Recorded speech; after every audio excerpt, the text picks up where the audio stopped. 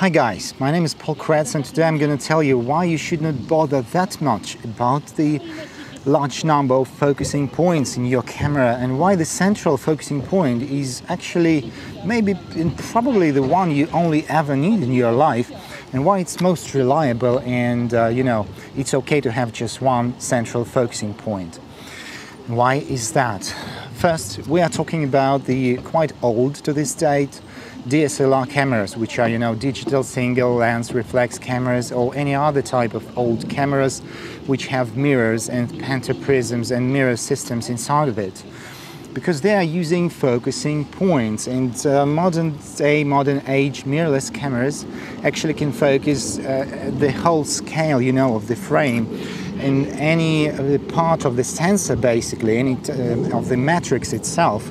So it's not a problem, basically not a problem on mirrorless cameras, but these cameras are quite expensive and not many people can afford them, not all of them, including myself. I'm still shooting with DSLRs, and this is a Canon 6D Mark II, the already classical, digital single lens reflex camera. And it also has these freaking focusing points. But what's the quirk, and why? If you don't trust me, just look for the interviews of real pro photographers. You see, like National Geography photographers or sports photographers at the Olympics. And you'll know that most of them actually use the central focusing point most of all. And even if you have a lot of focusing points, and let's start with that very old cameras could even have only one central focusing point.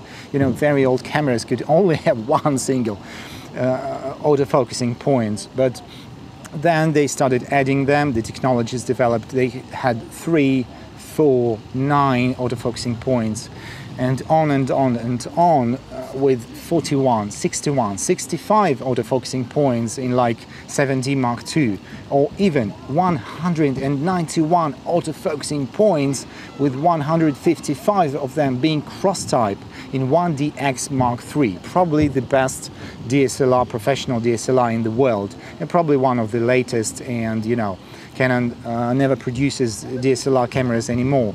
They concentrated on mirrorless cameras.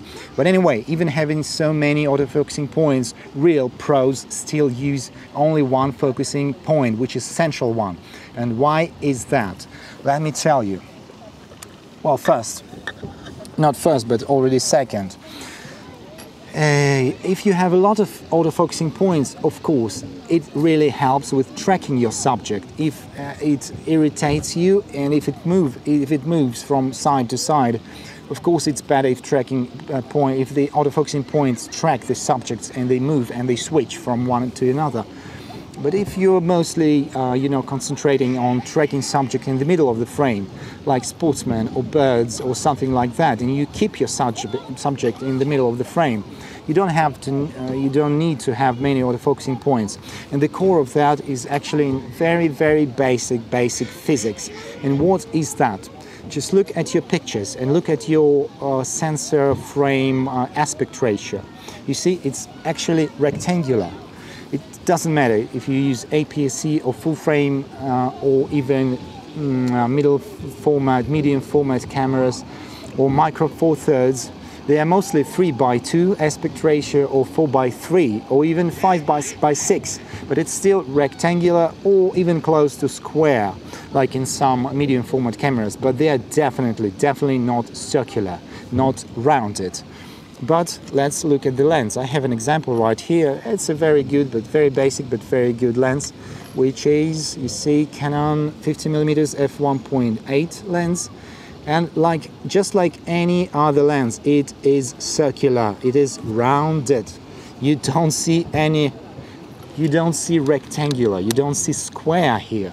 You don't see corners here. It's circular. And how the picture is taken, it's actually, this rectangular picture is actually fitted into the rounded and circled light circle which the lens gives you. And so let's get back to the basic physics.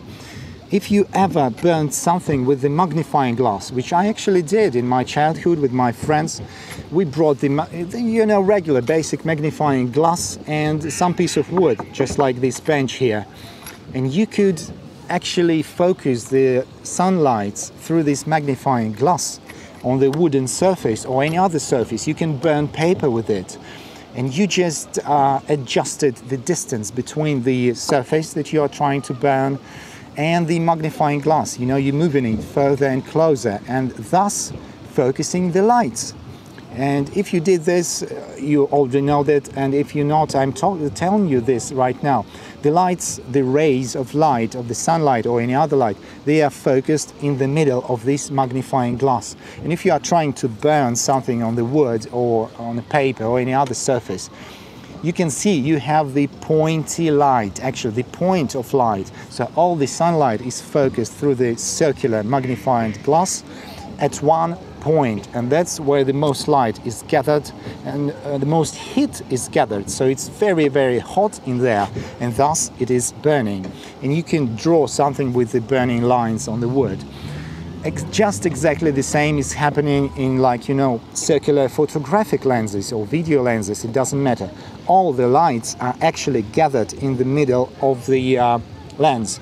And of course, it has just a bigger surface and bigger area than the only... Let me try to get rid of a piece of dust on the lens here. But you probably don't see it because it's just f1.8 and you don't see dust on the front lens with such a wide maximum aperture. But let's get back to the lenses.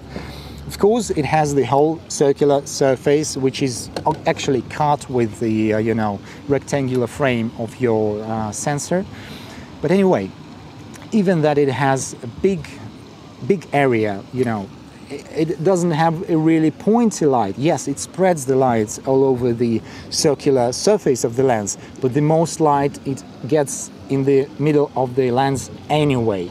So in this regards, the most light is gathered in the center of the lens anyway. It's just basic physics. It's circular lens and the light is gathered right in the middle of it. That's why in any type of camera, however many focusing points you have, is it pro or if it's a beginner type level camera, it does not matter. The most light is gathered in the center, and that's why the real pros actually trust the central focusing point most of the time, really. And many people still use the focus and recompose technique. It's when you focus with your central points, then you fix the focus, and then you move the camera to adjust your composition, and that's fine. And as I've told you, all right, even if you have many focusing points, then the central focusing points is always the most sensitive and thus the most precise. And it is not mentioning that the outer focusing points may be not cross-type, so they just catch the contrast in either horizontal or vertical plane. And best of the autofocusing points is of course cross-type, so they catch contrast both horizontally and vertically. And so if you have very old camera like 600D or 5D Classic or something like that, you even have only 9 focusing points, of which only one central is cross-type. And it's not only gathers most light, but also it's the only cross-type point in this camera.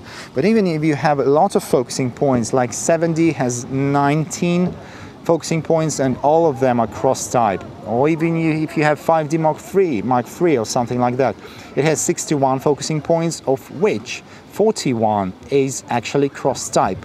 But these 41 are not equally sensitive, and I tell you, the most sensitive is central point only.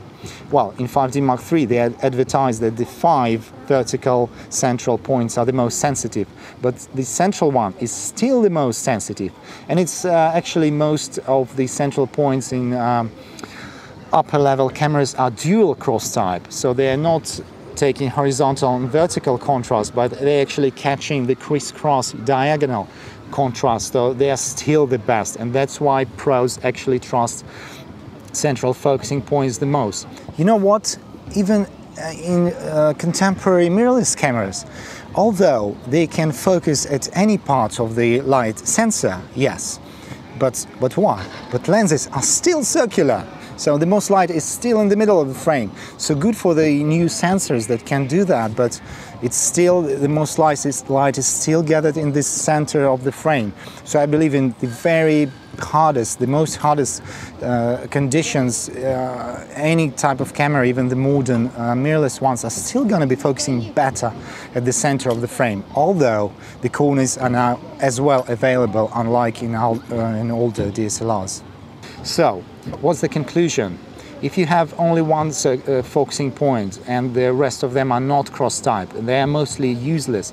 You know, in these bright conditions, all focusing points can work quite well.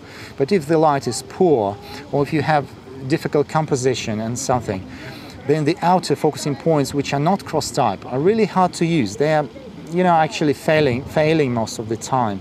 So, better use central focusing point. They are most accurate, they are most precise. So even if you have many, better use central focusing points, which are cross-type, hopefully dual cross-type, and any way more precise. So if you have, like, say, 5D, 550D or something like that, you have nine autofocusing points and only one central cross-type, so don't bother.